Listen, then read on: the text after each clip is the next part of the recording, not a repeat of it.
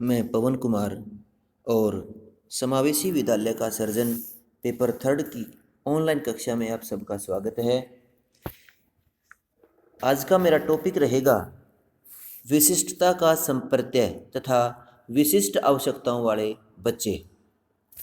सबसे पहले हम बात करेंगे विशिष्ट बालक। विशिष्ट बालक की अगर हम बात करें, मानव सभ्यता के विकास के साथ साथ हमने प्रत्येक क्षेत्र में उन्नति की है। शिक्षा का क्षेत्र भी इससे अछूता नहीं रहा है। कुछ समय पूर्व तक हम किसी भी प्रकार से असमर्थ बालकों की शिक्षा पर ध्यान नहीं देते थे, लेकिन मनोविज्ञान ने शिक्षा के क्षेत्र को एक नई राह दी। शिक्षा के प्रचार प्रसार से पहले शारीरिक या मानसिक दोष को बुरी नज़रों से देखा जाता था और ऐसा कहते थे कि ये पूर्व जन्मों के कर्मों का फल है। लेकिन अब लोगों की सोच में परिवर्तन आने लगा और अब ये माना जाने लगा कि जो विशिष्ट बालक है, जो बालक चाहे वो शारीरिक रूप से दिव्यांग हो, अधिगम असमर्थ हो या भावनात्मक रूप से ग्रस्त हैं, उन सबको शिक्षा ग्रहण करने का अधिकार है। आज मनोविज्ञान और समाज ये मानने लगा है कि कोई भी दो प्राणी एक जैसे नहीं होते। प्रत्येक बालक में अपनी कुछ विशेषताएं होती हैं जो उसे दूसरे बालकों से भिन्न करती है। शिक्षा के क्षेत्र में भी सभी बालक एक समान नहीं होते। कुछ बालक अधिक बुद्धिमान होते हैं तो कुछ पिछड़े हुए होते हैं। अब अगर हम बात करें कि प्रकृति के अनुसार जब सभी बालक समान नहीं होते, प्रत्येक बालक में कुछ विशेषताएं होती हैं जो दूसरे बालकों से अलग करती हैं। ये विशेषताएं शारीरिक, बौद्धिक, संवेगात्मक तथा सामाजिक हो सकती हैं। इस प्रकार जो बालक सामान्य बालकों से अलग विशेषताएं रखते हैं उन्हें विशिष्ट बालक कहते हैं।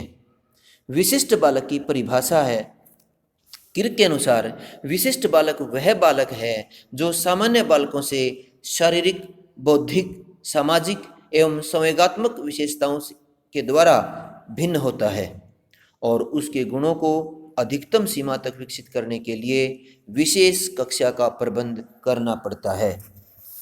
अब हम बात ये करेंगे कि ऐसे कौन से बालक हैं जो विशिष्ट हैं और जो दूसरे सामान्य बालकों से भिन्न है और जिनके गुणों का अधिकतम विकास के लिए हमें विशेष कक्षा का प्रबंध करना पड़ता है। तो हमारी चर्चा यहाँ आती है कि सामान्य और विशिष्ट बालकों में आखिर क्या अंतर होता है। सामान्य बालक वे बालक हैं जो शारीरिक रूप से स्वस्थ व सुडौल होते हैं। वे शारीरिक एवं मानसिक बीमारियों से दूर होते हैं। उनका जीवन के प्रति सकारात्मक दृष्टिकोण होता है। उनमें स्नेह, सहयोग, दया, सहनशीलता आदि गुणों से वो परिपूर्ण होते हैं। उनमें उनका जीवन के प्रति दृष्टिकोण आशावादी होता है। वो अधिक महत्वाकांक्षी नहीं होते। वो सादा जीवन जीने में विश्वास रखते हैं। वो व्यावहारिक होते हैं। वो संतोषी स्वभाव के होते हैं और उनमें सोचने समझने की शक्ति उत्तम होती है। अब विशिष्ट बालक क्या होते हैं? विशिष्ट बालक अधिक शारीरिक रूप से अधिक पतले, अधिक मोटे या बेडौल होते हैं। वे शारीरिक या मानसिक बीमारियों से ग्रस्त होते हैं। उनका जीवन के प्रति नकारात्मक दृष्टिकोण होता है या बहुत ही सकारात्मक होता है।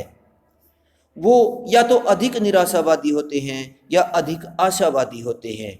उनमें या तो महत्वाकांक्षा बिल्कुल ही नहीं होती या बहुत अधिक होती है। वो सादा जीवन जीने में विश्वास नहीं रखते।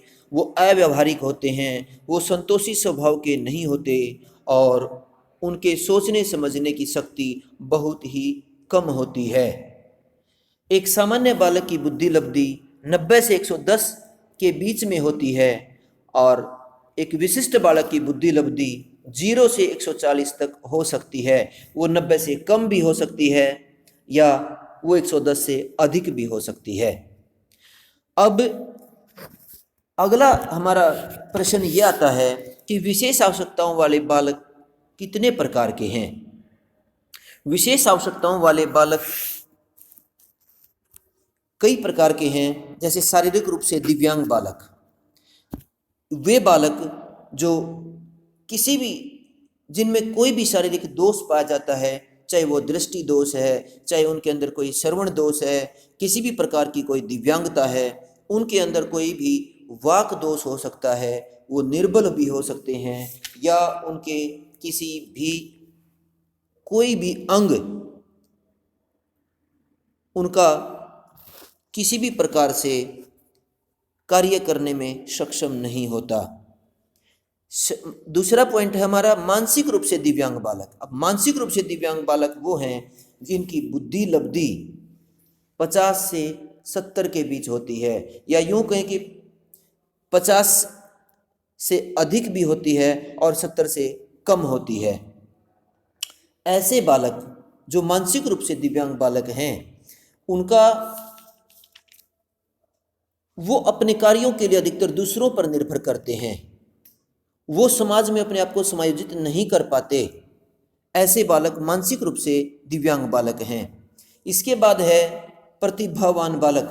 प्रतिभावान बालक वो हैं जिनमें कार्य करने की उच्च क्षमता होती है, जिनके अंदर जो बच्चे सामान्य बुद्धि का ये अधिक से अधिक प्रयोग करते हैं, इनकी रुचियां बहुत अधिक होती हैं और ये कठिन मानसिक कार्य को आसानी से पूरा करने में सक्षम होते हैं। इनकी सीखने की गति बहुत तेज होती है। इसके बाद है सामाजिक रूप से दिव्यांग बालक। सामाजिक रूप से दिव्यांग बालक वो है जो समाज में अपना पूर्ण रूप से समायोजन कर लेता है, और जो बालक समाज के नियमों, समाज की मर्यादा और नीतियों के अनुसार अपना जीवन जीते हैं, जो सभी प्रकार से वो समाज के प्रति अपने सारे उत्तरदायित्वों को पूरा करने में सक्षम होते हैं। इसके बाद सृजनशील बालक। सृजनशील बालक वो होते हैं जिन बालकों के अंदर सृजनात्मकता की ताकत होती है। वो उस बालक साहित्य, कला, गायन, तकनीकी व आत्मविश्वास से भरे होते हैं। ऐसे बालकों में नवीनता पाई जाती है, और वो खोजना, किसी भी प्रकार की खोज करना, चिंतन करना, अन्वेषणात्मक कार्य करना व असाधारण कार्य करना जिनकी प्रतिभा होती है और इनमें अहम की भावना होती है, ये अधिक आत्मविश्वासी होते हैं। इसके बाद है समस्यात्मक बालक।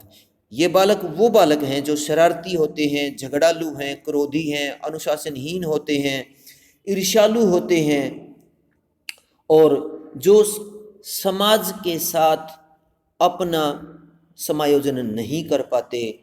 ऐसे बालक समस्यात्मक बालक कहलाते हैं, और ये अपने आप को अपने मित्रों में, स्कूल में, समाज में, परिवार में अपने आप को ये एडजस्ट नहीं कर पाते।